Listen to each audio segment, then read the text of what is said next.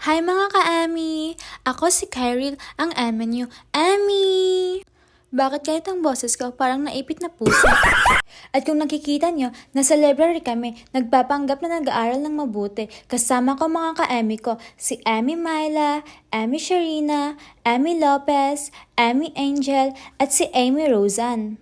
At pagkatapos namin sa library, pumunta kami kay Sir kasi tatlo lang kami hindi nakapag-take ng quiz kasi mga special kami. Kumuha na ako ng ballpen kasi pinaghiwalay na kaming tatlo kasi baka daw sila gumaya ng answer ko. Napakamot ako sa noo kasi makate. Or wala lang ako masagot kasi di ko alam yung sagot. Pero madali lang yung quiz kasi nasa tanong na ang sagot. Nasa'yo na lang kung iintindi mo yung tanong. O pahihirapan mo sarili mo. Tulad ko, pinahirapan ko sarili ko.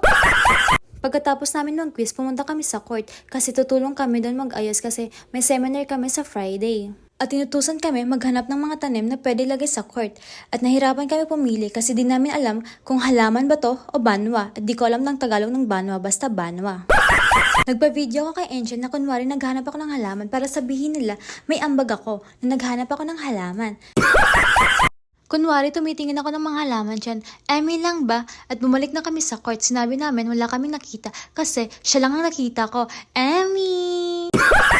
Tumulong na kami ni Myla sa pagde-design para sabihin nila na may ambag kami. Emi! Tinawag ako ni Welmer. I-vlog ko daw sila. Isama ko daw sila sa vlog ko. Emi! Pinapatingin niya sa balino pero di tumingin kaya sinampal niya. Pero joke lang yun. Ganyan lang talaga sila magmahal. Sampalan. Emi! Eto naman si Janelle at sabi niya may yayay daw siya. At sabi ko, bakit ka may yayay? Ang sabi niya, kasi may yayay ako. Eto naman si Vina, ang aming Daniel Padilla. At kasama niya si Ate Tiff, ang kanyang Dabber Cads.